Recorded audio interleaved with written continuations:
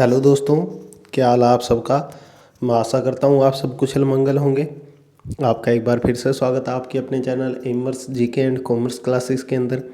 दोस्तों, मैं आज आपको बताऊंगा जो आपका बिजली विभाग के अंदर जूनियर असिस्टेंट कमर्शियल असिस्टेंट का जो फेज़ सेकंड है उसका एग्ज़ाम की जो आपकी डेट है वो रिलीज़ हो चुकी है। आपका एग्ज़ाम 30 जून को, 1 जुलाई को और 2 जुलाई को होगा जयपुर सिटी के अंदर। आपकी जो एग्ज़ाम टाइमिंग है 30 तारीख को आपकी 2 शिफ्ट के अंदर होगा।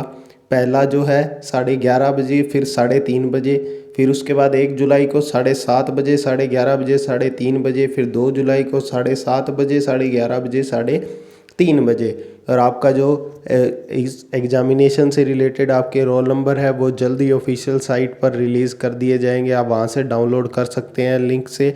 और ये आपका जो नोटिस है वो भी ऑफिशियल साइट पर रिलीज़ कर दिया गया है, वहाँ जाकर आप चेक कर सकते हैं। बिल्कुल ऑथेंटिक इन्फॉर्मेशन है आपका।